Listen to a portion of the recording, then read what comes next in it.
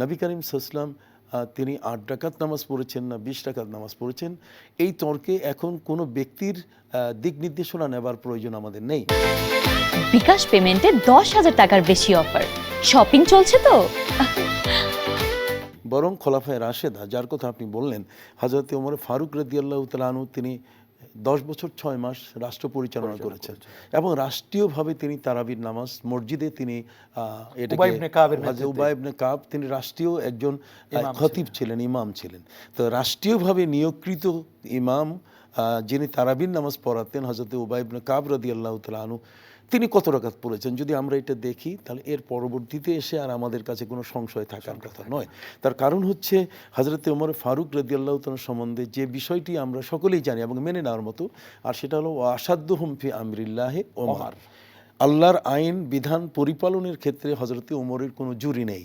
অপর দিক থেকে আল্লামা জালালউদ্দিন সুয়ুতী রহমতুল্লাহি আলাইহি তার তারিখুল খোলাফার মধ্যে প্রায় ২২ থেকে ২৩টি জায়গায় যে আল্লাহ তাআলা প্রিয় নবী সাল্লাল্লাহু আলাইহি ওয়াসাল্লামের উপর যে ওহী নাজিল করছেন, সে ওহীর ভাব যেটা কি আসতেছে ওহী, এটা হযরত ওমরের সিনায় উদয় হতো, উদয় হয়ে যেত।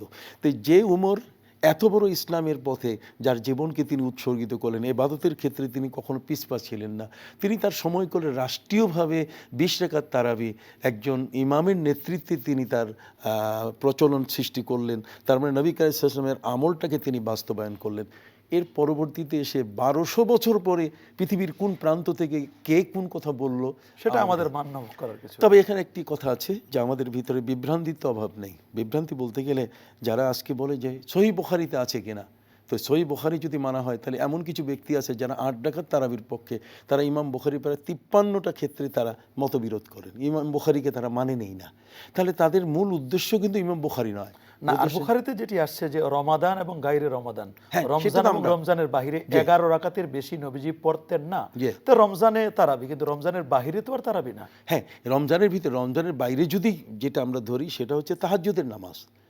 আর তাহাজ্জুদের নামাজ ৩ রাকাত বিতরের নামাজ। তো এখানে তো কোনো অসুবিধার কিছু নাই। কিন্তু ২০ রাকাত তারাবিকে এটার সাথে গুলিয়ে একত্রিত করে একটা বিভ্রান্তি সৃষ্টি করা এবং সাধারণ জনমনে এটার উপরে একটা প্রশ্ন তৈরি করা, আমি মনে করি আপনি যে কথাটি বলেছেন যে শয়তান চায় যে আমাদের ইবাদতকে কমাই দিতে, তার মানে সেজদা কমে যাক। কিন্তু আমাদের এই আল্লাহর প্রিয় নবী সাল্লাল্লাহু আলাইহি ওয়াসাল্লাম তিনি জানেন যে আমাদের হায়াতের সংখ্যা অত্যন্ত কম।